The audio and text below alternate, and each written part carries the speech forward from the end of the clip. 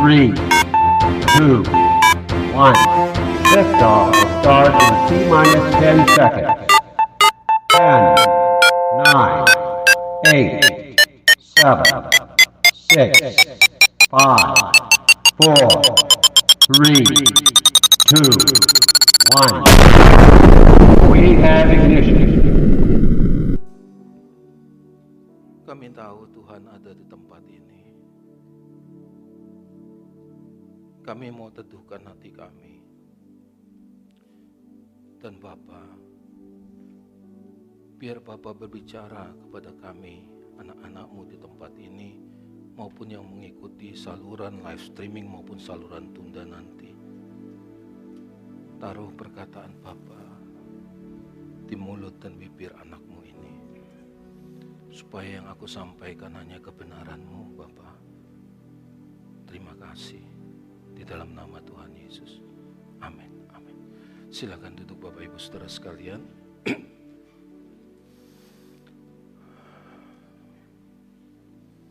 Bapak Ibu Saudara sekalian, kita tidak boleh merasa puas dengan pengalaman dengan Tuhan yang selama ini kita alami, di mana pengalaman tersebut meliputi pemahaman mengenai Tuhan yang selama ini kita pahami, dan pengalaman berjalan bersama dengan Tuhan yang selama ini kita alami, saudara.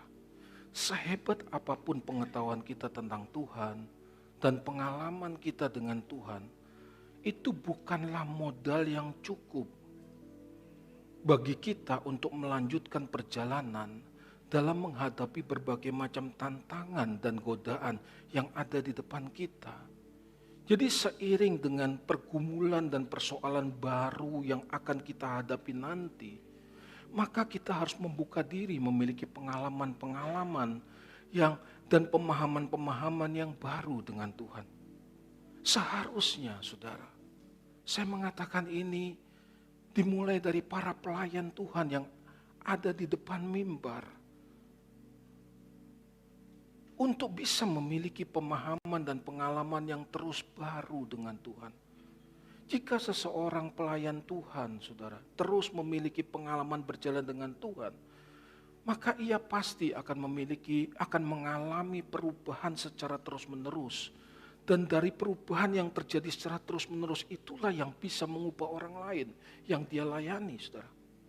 Tetapi jika tidak memiliki pengalaman berjalan bersama dengan Tuhan secara kontinu, secara terus-menerus mengubah hidupnya, sampai mengubah hidupnya, saudara, maka komunitas yang dilayani tidak pernah akan alami proses perubahan, apalagi berubah menjadi seperti yang Tuhan inginkan. Akhirnya Bapak Ibu, kumpulan orang-orang yang dilayani hanya berubah menjadi sama seperti dirinya. Kumpulan orang-orang yang dilayani hanya berubah menjadi sama seperti dirinya. Kita lihat bersama hari-hari ini gereja-gereja, orang-orang yang dilayani oleh pemimpin itu menjadi bentuknya sama, modelnya sama dengan pemimpin itu, saudara. Padahal yang Tuhan inginkan, baik dari pelayan, mulai dari pelayan Tuhan atau para pemimpin dan orang-orang yang dilayaninya, harus berubah menjadi semakin serupa dengan Tuhan Yesus. Saya bersyukur kalau beberapa waktu ini saya harus fokus menemani istri saya yang sedang berobat, dan pelayanan mimbar saya percayakan untuk digantikan oleh teman-teman pelayan yang lain yang ada di tempat ini. Saya melihat dan saya mengamati setiap ibadah dimanapun saya berada. Setiap ibadah, baik itu ibadah raya maupun School of Truth dalam doa malam, saya melihat dan mengamati bahwa kebenaran-kebenaran yang disampaikan oleh para pelayan Tuhan di tempat ini berasal dari perenungan, dengar baik, berasal dari perenungan dan pergumulan dalam menghidupi firman Tuhan. Tetapi saya juga berpesan kepada siapapun saudara yang melayani mimbar ini, dan juga kepada jemaat Tuhan, kita tidak boleh puas dengan posisi rohani kita yang sekarang. Kita tidak boleh puas dengan posisi rohani kita yang sekarang. Kita harus menyadari, Bapak Ibu, ada banyak hal yang akan kita hadapi dan selesaikan di masa yang akan datang. Oleh karena itu, kita harus mengalami kebenaran dan pengalaman pribadi berjalan bersama dengan Tuhan lebih banyak lagi. Lebih banyak lagi. Jika kita sungguh-sungguh menginginkannya, saudara, maka dengar baik. Tuhan yang tidak terbatas itu akan membuka seluas-luasnya agar kita dapat mengenal pribadinya secara pribadi. Kita mengenal pribadinya secara pribadi. Jadi Bapak Ibu, Tuhan hanya mengizinkan dirinya untuk dikenal dan dialami oleh orang-orang yang sungguh-sungguh menginginkannya. Sebagaimana yang dikatakan di dalam Matius 5 ayat ke-6. Berbahagialah orang yang lapar dan haus akan kebenaran, karena mereka akan dipuaskan. Hanya orang-orang yang lapar dan haus akan kebenaran, yang akan dipuaskan dengan kebenaran. Katakan amin. Pertanyaannya hari ini adalah, apakah masing-masing kita memiliki hati yang haus dan lapar akan kebenaran? Jika kita mulai belajar melihat diri kita, bahwa kita belum memiliki rasa haus dan lapar akan kebenaran, ini saatnya untuk apa? Memaksa diri kita. Memaksa diri kita. Untuk bisa memiliki pengalaman sebanyak mungkin berjalan bersama Tuhan. Sampai Tuhan menyingkapkan kebenaran-kebenarannya di balik setiap peristiwa yang terjadi dan di balik setiap peristiwa yang kita alami. Pengalaman berjalan bersama dengan Tuhan inilah yang akan menentukan apakah kita mengalami perubahan menjadi seperti yang Tuhan inginkan atau tidak. Kalau seseorang tidak memiliki pengalaman berjalan bersama dengan Tuhan, dia tidak mungkin bisa diubahkan oleh Tuhan melalui berbagai peristiwa yang terjadi dan yang dialaminya. Jadi Bapak Ibu Saudara sekalian, kita tidak boleh puas dengan keadaan kita saat ini. Itu yang mau saya tekankan kepada saudara. Karena ada banyak berkat yang tidak ternilai yang Tuhan sediakan jika kita mau berjuang untuk meraihnya. Seiring dengan pengalaman baru berjalan bersama dengan Tuhan, maka kita akan diberi kesanggupan untuk menghadapi berbagai macam tekanan, tantangan, dan godaan yang ada di depan kita, saudara. Oleh karena itu, kita harus mengerti bahwa Tuhan itu menyediakan berkat-berkat rohani yang tidak ternilai, tidak terbatas. Supaya apa? Supaya kita bisa menghadapi berbagai macam tantangan, baik berupa kelemahan yang selama ini masih mengikat di dalam hidup kita, serangan kuasa kegelapan dan pengaruh-pengaruh yang jahat dari dunia yang gelap ini.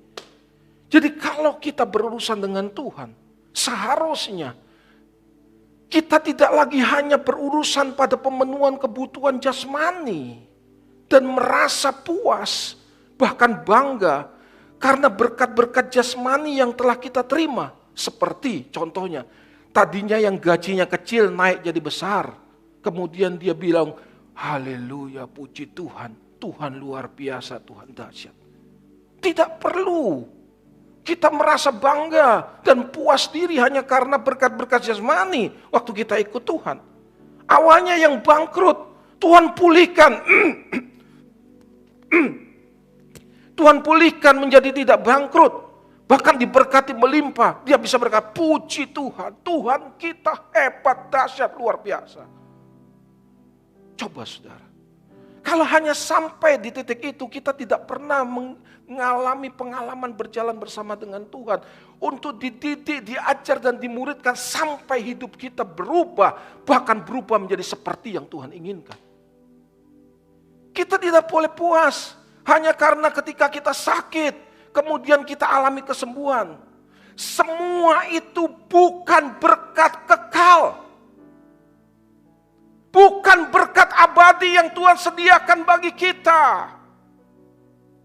Kalaupun kita alami masalah keuangan dan kemudian dipulihkan.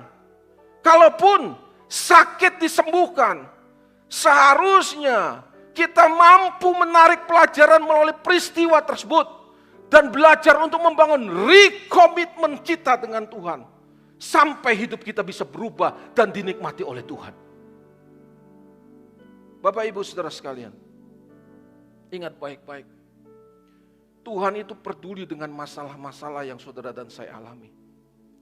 Baik itu berupa masalah keuangan, ekonomi, kesehatan, rumah tangga, pergumulan apapun yang selama ini kita alami. Tuhan peduli dan Tuhan tahu.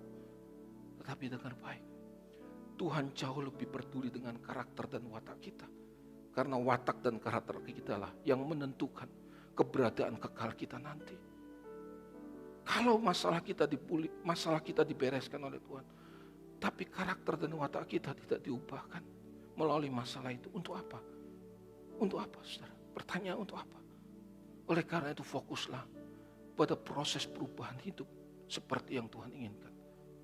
Karena ketika hidup kita mulai berubah di balik setiap peristiwa yang terjadi, entah yang menyenangkan atau tidak menyenangkan, entah yang membuat kita menderita maupun yang tidak menderita, saudara, perlahan tapi pasti, Tuhan pasti akan membereskan setiap persoalan hidup yang kita alami. Tuhan pasti membereskan persoalan hidup yang kita alami. Kalau fokus dan orientasi berpikir ikut Tuhan hanya kepada berkat jasmani, kita tidak akan sanggup memahami Tuhan yang menginginkan kita agar mengalami perubahan karakter. Padahal perubahan karakter inilah yang membuat kita dilayakkan untuk bersama-sama dengan Tuhan pada akhirnya. Bapak Ibu Saudara sekalian, saya ingin mengajak saudara untuk merenungkan bersama.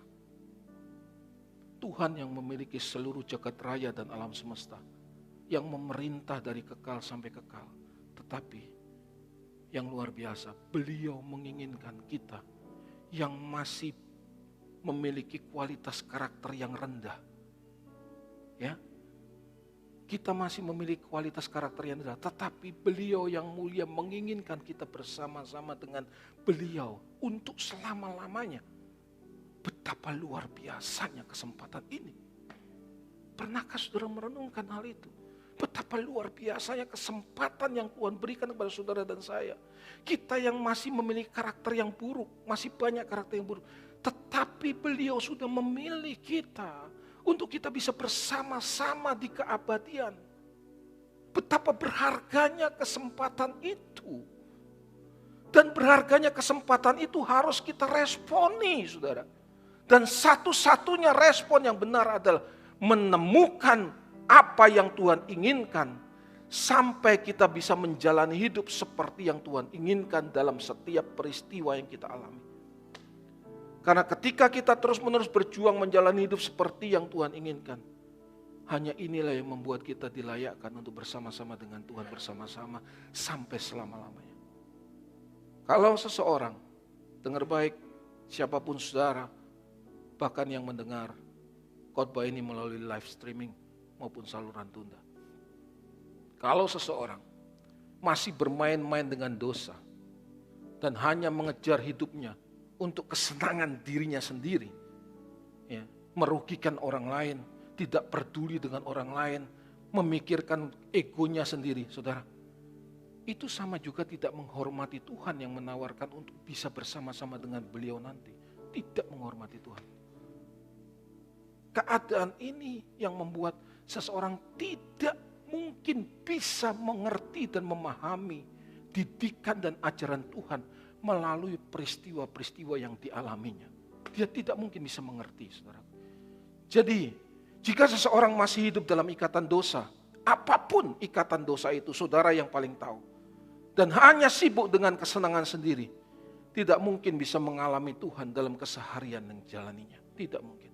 Tetapi ketika berkomitmen mulai menanggalkan ikatan dosa, jatuh bangun yang penting dia bangun. Tidak fokus dengan kepentingan diri sendiri, mulai peduli dengan orang lain. Dan merindukan makin mengenal Tuhan di balik setiap peristiwa yang terjadi dan yang dialaminya. Maka Tuhan pasti mengizinkan kita untuk mengenal dan mengalami pribadinya. Tuhan pasti mengizinkan kita, saudara, untuk mengenal pribadinya secara pribadi.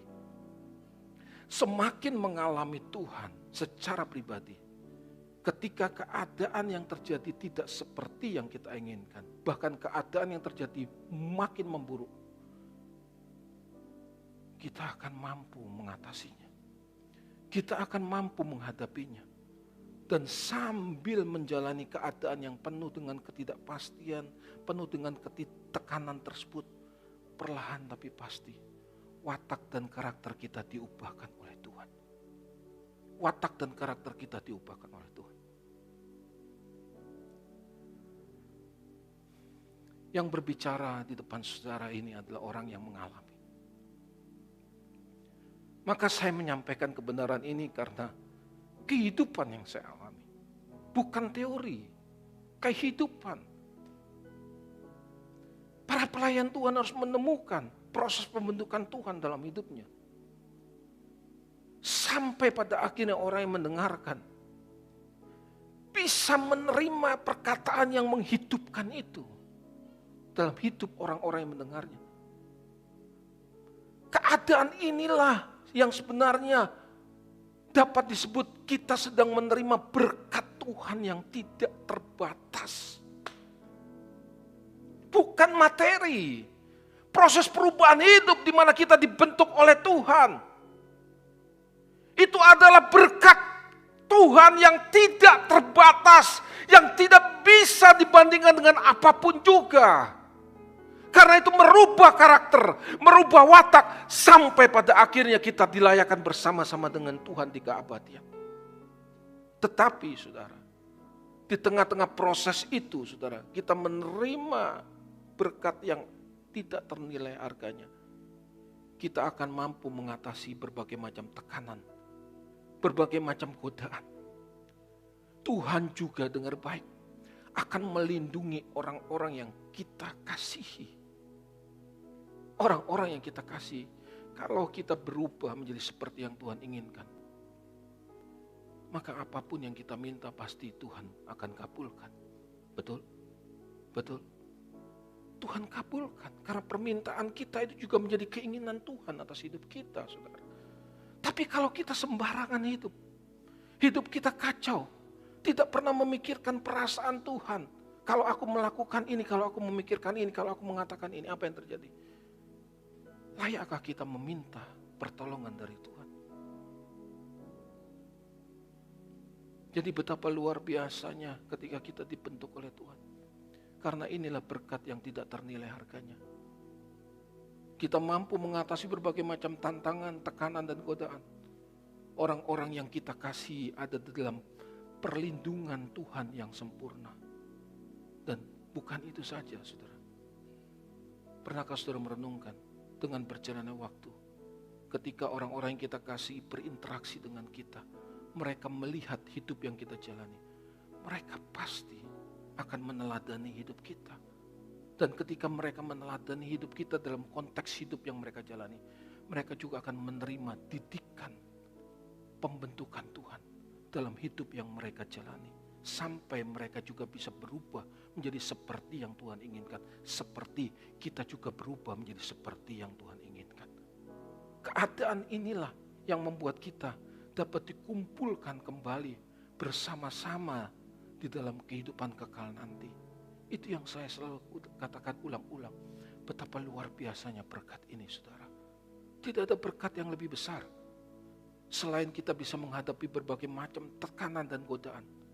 Orang-orang yang kita kasih ada dalam perlindungan Tuhan yang sempurna. Kita bisa melihat dengan mata kepala kita sendiri. Orang-orang yang kita kasih meneladani hidup yang telah kita jalani. Sehingga suatu saat nanti kita akan kembali bersama-sama dikumpulkan di dalam keabadian. Itu luar biasa. Ini yang saya mau sampaikan hari ini kepada saudara. Ini adalah perjalanan hidup yang saya alami. Yang saya ingin bagikan kepada saudara. Bapak Ibu saudara sekalian.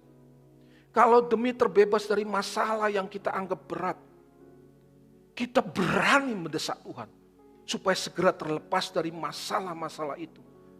Seharusnya kita juga berani mendesak Tuhan agar kita memiliki pengalaman untuk dididik dan diajar oleh Tuhan sampai karakter kita makin diubahkan oleh Tuhan. Seharusnya itu yang harus kita mendesak Tuhan. Pak, apa bukti konkret mendesak Tuhan? Begini saudara. Usaha dari mendesak Tuhan untuk kita bisa diubahkan oleh Tuhan, diawali dari hal yang sederhana, yaitu kita belajar berdoa mencari wajah Tuhan. Setiap hari kita membangun mezbah doa kita. Setiap hari. Dan kedua, setiap hari kita belajar kebenaran. Waktu kita belajar berdoa, saudara, setiap hari duduk diam di bawah kaki Tuhan. Berlama-lama duduk diam. Saya biasanya, karena saya masih kuat, saya berlutut, saudara. Berlama-lama kita lakukan. Pada awal kita praktekkan, terasa berat, saudara. Terasa berat. Tetapi disinilah kita bisa mengukur apakah kita mau ngotot memilih pengalaman berjalan bersama Tuhan atau tidak, saudara. Kita bisa mengukur dari situ lebih dahulu.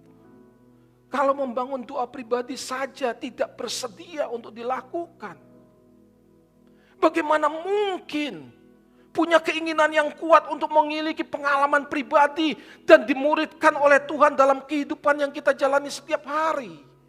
Tidak mungkin. Tidak mungkin. Orientasi kita terus-menerus untuk diri kita. Kita tidak pernah memikirkan apa yang Tuhan mau untuk kita lakukan dalam keseharian yang kita jalani. Jadi bentuk konkret mendesak Tuhan agar kita dapat memiliki pengalaman dididik dan diajar oleh Tuhan di balik setiap peristiwa maupun keseharian yang kita jalani adalah berjuang membangun mezbah doa setiap hari dan tekun belajar kebenaran setiap hari. Meskipun ketika tekun doa pribadi dan belajar kebenaran, seolah-olah itu membuang waktu, membuat kita makin letih, sudah bekerja seharian letih, dan tidak terjadi apa-apa. Tetapi dengar baik, ketika kita tetap bertekad melakukannya, saudaraku, ini yang menjadi bekal buat kita untuk menghadapi tekanan dan tantangan yang akan kita alami nanti, yang kita tidak pernah tahu kapan terjadi. Mari saya ingin mengajak saudara untuk melihat bahwa kita ini harus mendesak Tuhan supaya kita bisa dididik oleh Tuhan. Kalau kita lihat cerita-cerita, dulu waktu saya remaja, saya suka cerita perguruan silat. Ya, perguruan silat kita nonton sampai berseri-seri. Ada sebuah cerita begini. Jika seseorang ingin berguru di sebuah perguruan atau apapun namanya, perguruan silat itu, ketika pada awalnya ia tidak diterima, dia tidak langsung pulang, saudara. Dia tidak langsung pulang. Ia akan tetap berdiri di depan pintu gerbang perguruan itu berhari-hari. Meskipun ia tidak makan, ia kehujanan, kepanasan, tetapi demi supaya diterima menjadi murid dalam perguruan itu, ia tetap melakukannya. Masalahnya kalau hanya berdoa dan belajar kebenaran saja kita tidak melakukan, bagaimana kita bisa mengerti didikan dan ajaran Tuhan dalam setiap peristiwa yang kita alami, saudara? Seharusnya kita punya keinginan yang paling tidak sama kuat dengan orang yang ingin dimuridkan di dalam sebuah perguruan itu, saudara. Jika kita ngotot dan ingin mengenal Tuhan, baik melalui pengalaman pribadi berjalan bersama Tuhan setiap hari, dan pemahaman kebenaran yang Tuhan ajarkan, Tuhan pasti akan membuka pintu selebar-lebarnya agar kita bisa makin mengenal Beliau. Pasti, saudara. Pasti. Jadi waktu kita tetap berlutut doa, duduk diam di bawah kaki Tuhan, meskipun Tuhan seakan-akan tidak hadir, waktu kita tetap tekun belajar kebenaran, tetapi kita tidak memperoleh apa-apa seolah-olah. Dengar baik, ketekunan kita mencari wajah Tuhan, itu akan kita rasakan buahnya.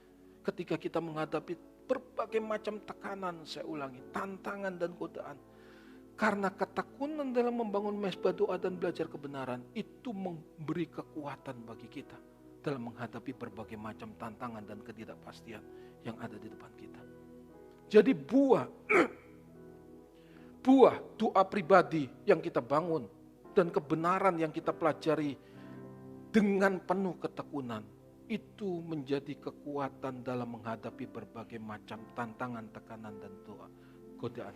Ingat Bapak Ibu, Tuhan itu hanya memberi dirinya untuk dikenal kepada orang-orang yang sungguh-sungguh mencarinya. Pertanyaannya, kita sungguh-sungguh mencari Dia atau tidak? Kita yang paling tahu, saudara. Bapakku, tolong aku, hidup kudus tak bercela. Tuntunku menjadi sempurna seperti Bapa. Ya Bapa, ku tak bisa dengan kuatku sendiri, hanya oleh kuasa-Mu, tuntunan Roh Suci. Sekali lagi kita katakan bersama, Bapakku, mari kita nyanyikan lagu ini. tolong Kita katakan kepada Bapa di sorga yang ada di tempat ini, hidupku yang melihat kesembuhan tak kita. bercela. Tuntunku Tuntunku menjadi sempurna sempurna seperti Bapa. seperti Bapa. Ya Bapa, Ya Bapa, tak bisa ku tak bisa dengan kuatku sendiri, dengan kuatku sendiri, hanya oleh kuasa-Mu, hanya oleh kuasa-Mu, tuntunan Roh Suci. tiada yang mustahil, Tiada yang mustahil, tiada yang mustahil, tiada yang mustahil bagimu. Ajaiblah kasih-Mu. katakan bersama saya, tiada yang mustahil, yang mustahil. Katakan dengan sungguh, Tuhan, tiada mustahil, Tiada yang mustahil, tiada yang mustahil. tiada yang mustahil bagimu. Besarlah kuasa-Mu. Jadi Bapak Ibu, tiada yang mustahil bukan hanya dihubungkan dengan penyelesaian atas masalah-masalah hidup yang selama ini kita alami. Karena kalau tiada yang mustahil hanya dihubungkan dengan penyelesaian masalah hidup, iblis pun bisa melakukannya. Iblis bisa menyelesaikan masalah hidup kita. Bahkan iblis bisa memberikan berkat-berkat jasmani kepada kita. Tapi kalau perubahan karakter, itu hanya Tuhan yang sanggup melakukannya. Tuhan itu menginginkan, keinginan terbesar adalah supaya kita mengalami proses perubahan karakter seperti yang beliau inginkan. Kalau kita berjuang, hal itu sama juga kita sedang meminta kepada Tuhan. Meminta kepada Tuhan apa yang beliau inginkan dalam hidup kita dan pasti akan dikabulkan. Pertanyaannya, sekuat apa kita mau ngotot untuk meminta dan berjuang melakukannya. Sebanyak itu juga akan Tuhan berikan kepada kita. Oleh karena itu, dengan kesadaran ini, maka kita tahu bahwa sebenarnya Tuhan itu menjadi satu-satunya yang paling berharga dalam hidup kita. Bertahun-tahun saya tidak mengerti ketika pemimpin kita mengatakan hal itu. Tetapi setelah melewati peristiwa-peristiwa hidup, saya mulai bisa mengerti dan menghayati bahwa Tuhan itu satu-satunya dalam hidup kita yang paling berharga, bukan yang lain. Mungkin hari ini ketika saya mengatakan hal ini, banyak di antara saudara belum mengerti, tidak bisa memahami bahwa sebenarnya Tuhan itu satu-satunya yang dibutuhkan dalam hidup ini. Tetapi dengar baik, ketika suatu saat nanti, dan itu pasti akan terjadi, kita menghadap tata pengadilan Tuhan. Siapapun juga. Tidak peduli saudara atau orang yang tidak mengenal Tuhan sekalipun. Orang yang menghujat Tuhan sekalipun. Ia akan sadar bahwa hanya satu-satunya kebutuhan dalam hidupnya adalah Tuhan. Kebutuhan dalam hidupnya satu-satunya adalah Tuhan. Karena dia pada saat itu pasti tidak ingin terpisah dari Tuhan. Seharusnya kita sudah bisa menghayati bahwa Tuhan itu satu-satunya kebutuhan kita. Justru ketika kita masih hidup di muka bumi ini. Menjalani kehidupan ini seperti yang saya katakan tadi. Sama dengan kita sedang mendesak Tuhan. Agar kita bisa menerima berkat yang tidak ternilai. Dan Tuhan pasti akan memberikannya kepada kita. Saudara. Jadi mendesak Tuhan agar menerima berkat yang tidak ternilai berarti kita harus belajar untuk memberikan pikiran, perasaan, tenaga kita sampai kita bisa mengalami Tuhan secara pribadi. Kalau tidak ngotot mencari Tuhan, tidak mengotot mencari Tuhan dalam mesbah doa setiap hari, tidak ngotot belajar kebenaran, kita tidak mungkin dapat menemukan Tuhan dalam setiap peristiwa yang terjadi dan yang kita alami. Tapi waktu kita belajar tekun, 1 bulan kita berdoa, tidak terjadi apa-apa. Belajar kebenaran seolah-olah membosankan. Tetapi kita tekun 1 tahun, 2 tahun, 3 tahun. Pasti dengan berjalan waktu Tuhan akan menyingkapkan kebenaran-kebenarannya yang luar biasa untuk kita bisa mengerti dan pahami. Demikian juga waktu kita tekun mencari wajah Tuhan dalam doa, maka Tuhan akan memberikan kepekaan waktu kita menjalani hari-hari kita. Untuk apa? Melihat setiap didikan dan ajaran Tuhan di balik setiap peristiwa yang terjadi dan yang kita alami. Jadi waktu kita tekun mencari Tuhan, kita akan memiliki kepekaan untuk melihat pembentukan Tuhan. Pembentukan Tuhan melalui pengalaman hidup, baik yang kita lihat, dengar dan alami, maupun yang terjadi menekan hidup kita sekalipun, atau yang menyenangkan sekalipun, kita akan bisa melihat didikan Tuhan. Apapun yang terjadi, bisa menjadi pelajaran rohani, sampai kita bisa melihat didikan dan ajaran Tuhan. Dan hidup kita perlahan tapi pasti berubah. Jadi hidup yang kita jalani ini hanya untuk menemukan Tuhan.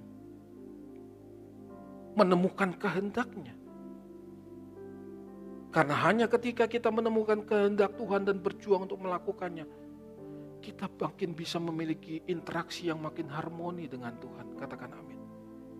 Kita memiliki interaksi yang harmoni dengan Tuhan. Kalau seseorang wataknya masih jahat, duniawi, buruk, suka merugikan orang lain, tidak mungkin bisa memiliki hubungan yang harmoni dengan Tuhan. Jadi kita yang ada di tempat ini atau siapapun saudara, kita punya keinginan yang kuat untuk ingin mengalami Tuhan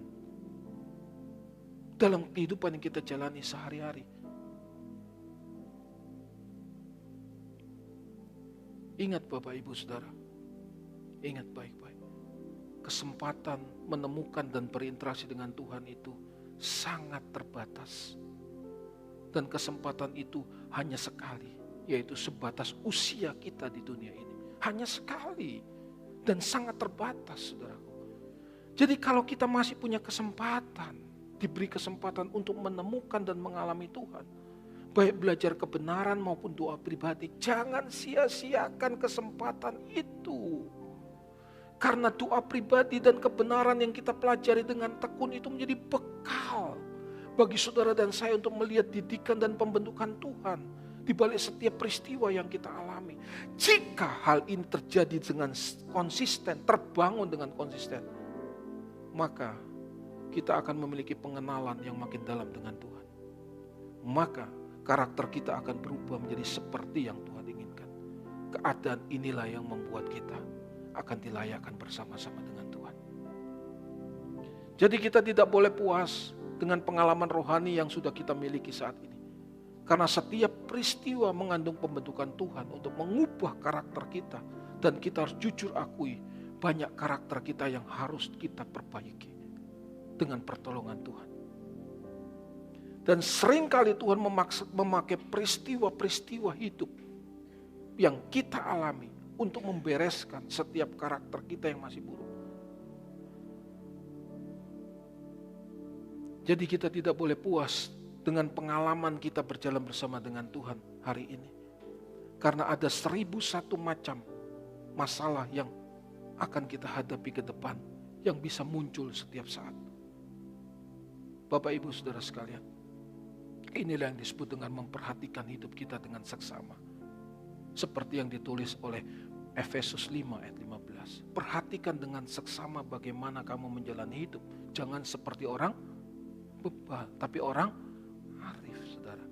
Anak yang niat sekolah, saudaraku, ya, ketika ia menghadapi ujian, setelah ia selesai mengerjakan ujiannya, dia pasti tidak langsung menyelesaikan dan menyerahkan itu kepada gurunya. Tidak mungkin. Kalau anak yang tidak niat sekolah, dia akan begini, saya dulu tidak niat sekolah maka saya mengerti. Jawabannya A, B, C, D kan? Betul? A, B, C, D. A, B, C, D. A, hitung kancing. Oh, mau A ya A gitu kan. Ya sudah selesai, cepet-cepetan dikasih ke gurunya. Gitu kan. Bahkan saya kurang ajar ya dulu. Dan jangan diikuti anak muda. Ya, apa saudara? Guru saya lewat, Pak jawabannya apa? B, oke B. Begitu saudara. Ya pasti jebol saudara nilainya. Ya kan. Nah, anak yang niat sekolah, dia mengerjakan dengan tekun soal-soal. Sebelum itu dia belajar. Ya, bukan cuma belajar sekebut semalam, bukan. Tapi setiap hari dia belajar. Ketika ujian, baik ujian itu secara mendadak atau tidak, dia pasti bisa mengerjakannya, saudara. Karena ia sudah mempersiapkan dirinya lebih dahulu. Nah, yang saya mau katakan, ketika ia mengerjakan, dia begitu selesai mengerjakan, dia tidak segera memberi, dia masih melihat kalau ada waktu. Dia akan periksa lagi. Siapa tahu ada yang kurang. Siapa tahu masih ada yang salah yang dia kerjakan. Dan dia akan perbaiki. Sebenarnya inilah ciri orang-orang yang memperhatikan bagaimana ia menjalani hidup. Kalau tidak membiasakan diri untuk berjuang memeriksa diri kita, baik pikiran dan perasaan kita, maka kita tidak mungkin memiliki kepekaan untuk yang berhubungan dengan hal-hal yang berkaitan dengan keinginan Tuhan. Dan waktu orang tidak memiliki kepekaan, dia tidak mungkin memiliki kualitas karakter yang baik. Dan orang yang tidak memiliki kualitas karakter yang baik ketika menghadapi tantangan, tekanan, godaan, dia akan menyelesaikan dengan caranya, bukan dengan cara Tuhan. Dia akan ingin secepat mungkin masalah-masalah itu diselesaikan, saudaraku. Dan dia tidak belajar di balik peristiwa itu bagaimana Tuhan ingin membentuk hidupnya.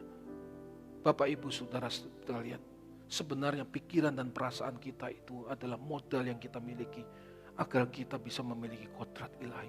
Dengar baik, pikiran perasaan kita adalah modal terbesar yang kita miliki untuk kita bisa memiliki kualitas karakter seperti yang Tuhan inginkan. Kalau perasaanmu hanya diisi dengan kecewa, marah, benci, bagaimana mungkin kau bisa melihat Tuhan? Kalau pikiranmu diisi dengan pikiran-pikiran yang kotor, yang jahat, bagaimana mungkin kita bisa melihat Tuhan?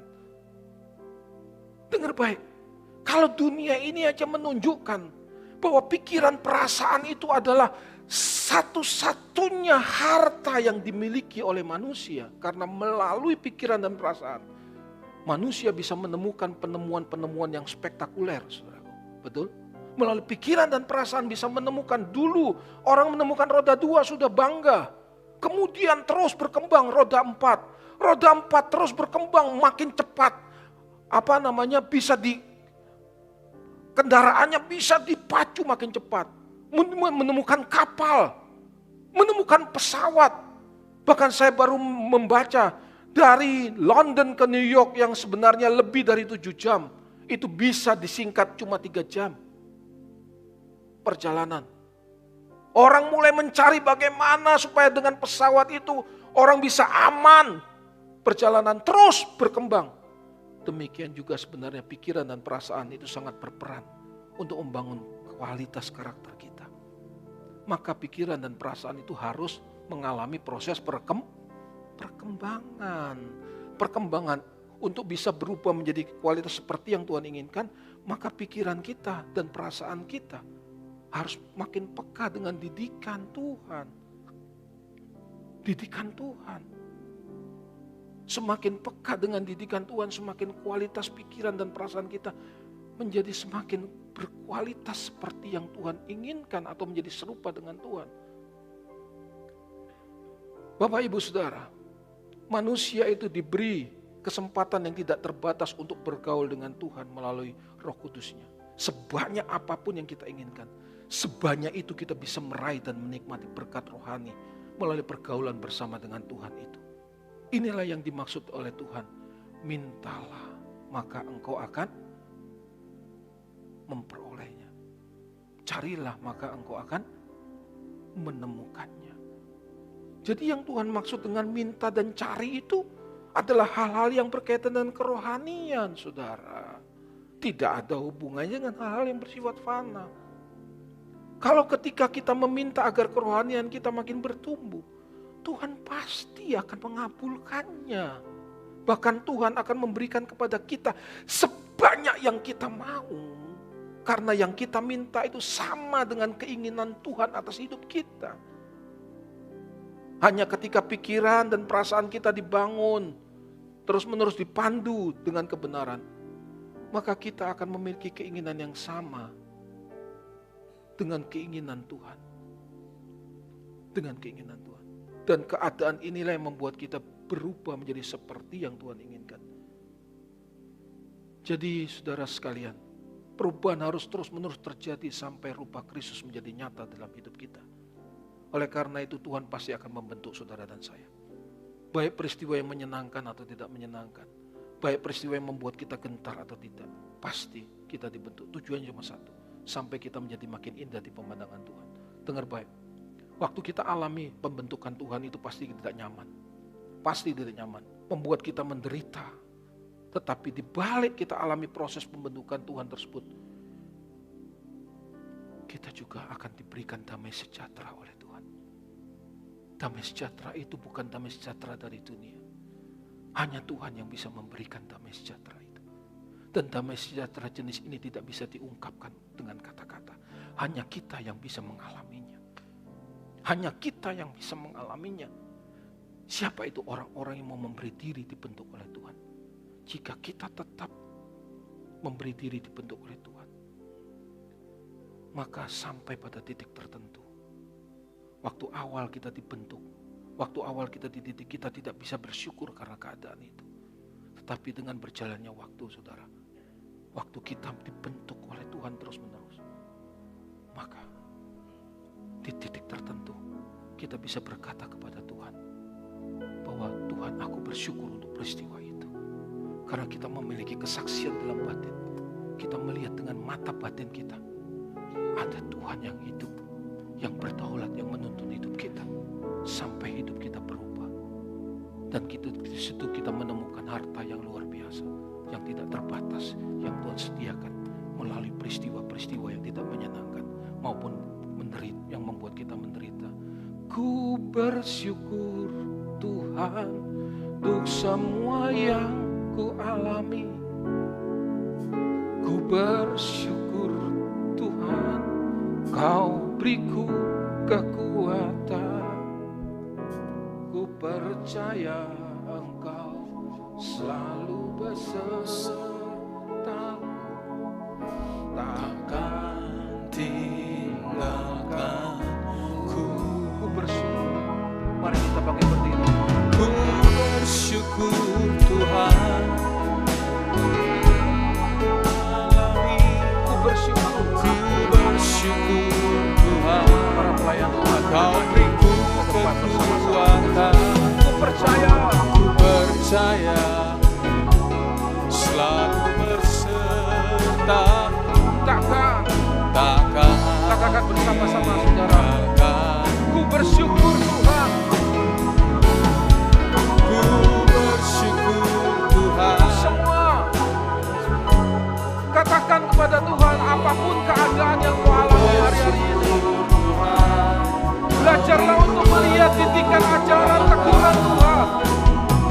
Karena di situ pasti ada didikan ajaran surga Tuhan. Takkan. Katakan bersama saya, ku bersyukur.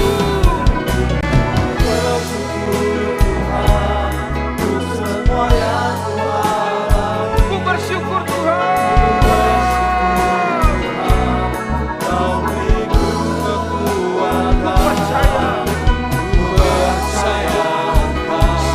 Selalu berserta.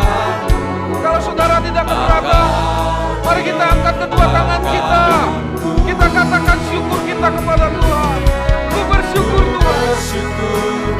Aku bersyukur untuk apapun yang terjadi Tuhan.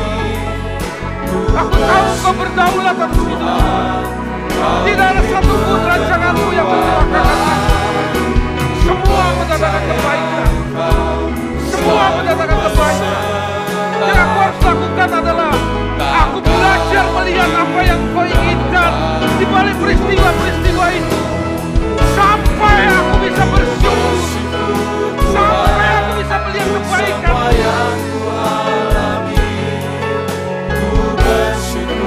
Terima kasih. Perkataanmu ada perkataan. Biar setiap perkataanmu yang aku sampaikan ini boleh memberi kekuatan buat yang mendengarkannya di mana pun mereka berada. Ku bersyukur Tuhan.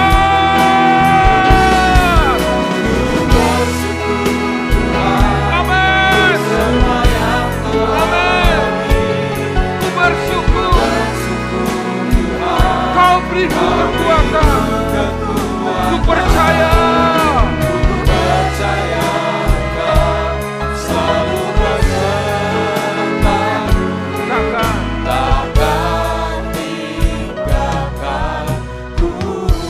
Mari kita angkat roti di atas tangan kanan kita dan cawan di atas tangan kiri kita. Bapa di dalam surga, kami percaya 2000 tahun yang lalu Bapa mengutus putra tunggal Bapa yang paling Bapa kasihi, dan ia taat sampai mati, bahkan mati di atas kayu salib. Bapa, roti dan anggur di atas tangan kanan dan tangan kiri kami, ini menunjuk tubuh putramu yang terkasih, yang kami yakini dan kami peringati pengorbanannya saat ini. Berkati roti dan anggur ini ya Bapa. Atas roti dan anggur ini, turun berkat Bapa untuk memulihkan roh, jiwa dan tubuh kami di dalam nama Tuhan Yesus. Tetap angkat roti dan anggur ini, ikuti apa yang saya katakan. Dalam nama Tuhan Yesus Kristus. Dalam nama Tuhan Yesus Kristus. Aku percaya. Tubuh Yesus dipecahkan. Darah Yesus telah ditumpahkan bagi pengampunan, penebusan dosa-dosaku. Oleh korban Yesus. Aku dibebaskan dari kutuk maut, kutuk dosa, segala kutuk dan api neraka. Oleh korban Yesus, aku memperoleh pengampunan dosa, hidup kekal, pemulihan, kesembuhan, kemenangan, kelimpahan berkat dalam Yesus. Oleh korban Yesus, aku percaya dan menerima. Aku menjadi milik Tuhan dan mengabdi kepada Tuhan dan hidup untuk selama-lamanya. Saudara boleh menurunkan roti dan anggur.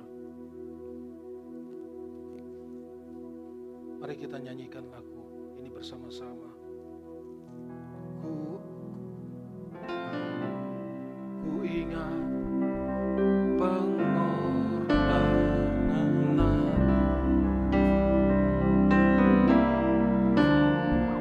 terasa hancur hatiku.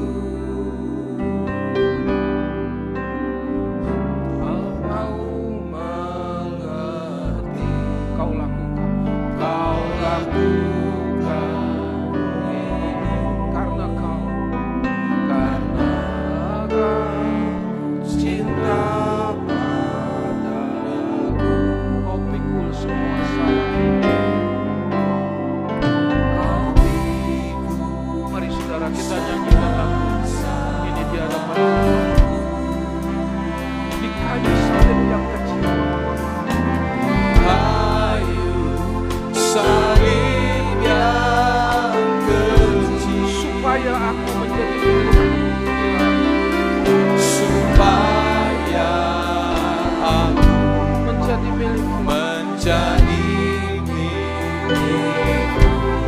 selamatkan.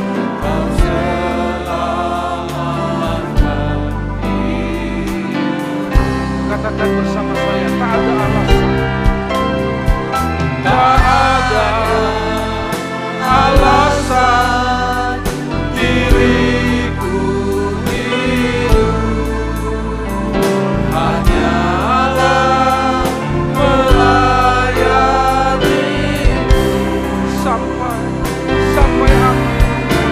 Sampai akhir hidupku. Ku mau berjuang menggenapi rencana Tuhan. Tak ada alasan diriku hidup, hanyalah melayani perasaan Bapa. Sampai akhir hidupku. Ku mau berjuang menggenapi rencana Tuhan.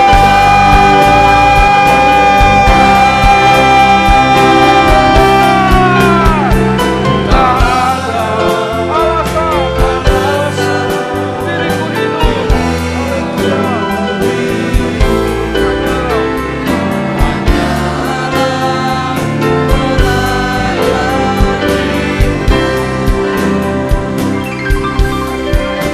sampai akhir hidupku. Ku mau berjuang menggenapi rencana Tuhan. Mari kita angkat roti di atas tangan kanan kita bersama-sama. Sebab apa yang telah kuteruskan kepadamu, telah aku terima dari Tuhan, yaitu bahwa Tuhan Yesus pada malam waktu ia diserahkan, mengambil roti dan sesudah itu, ia mengucap syukur atasnya. Ia memecah-mecahkannya dan berkata, inilah tubuhku yang diserahkan bagi kamu. Perbuatlah ini menjadi peringatan akan aku. Mari kita sambut roti perjamuan ini di dalam nama Tuhan Yesus Kristus.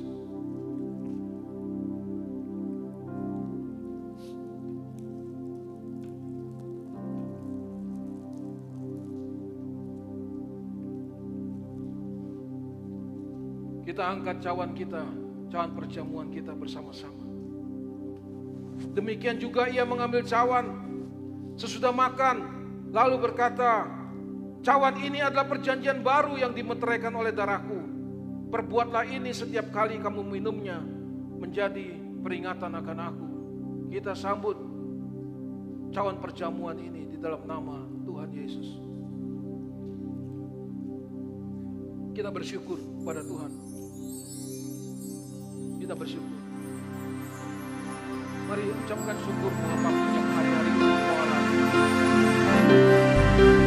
Biar Tuhan yang baik dan berdaulat atas hidup kita, saudara.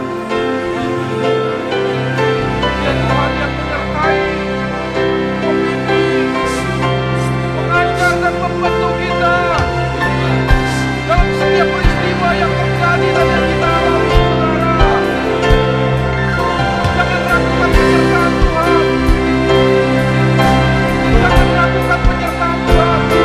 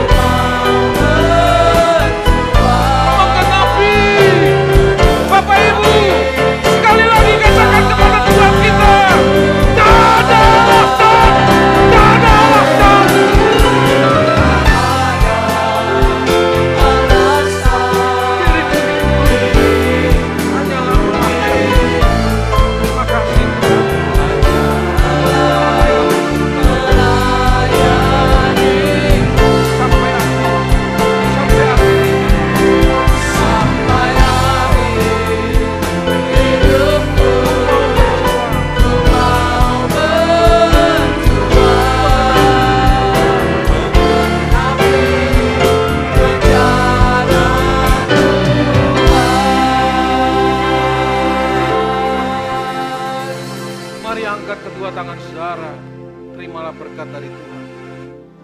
Kiranya berkat dari Allah Bapa, kasih karunia dari Tuhan kita Yesus Kristus, penyertaan, penghiburan, kekuatan, pimpinan, didikan, ajaran dan pembentukan yang berasal dari Roh-Nya yang kudus menyertai kita sampai selama-lamanya.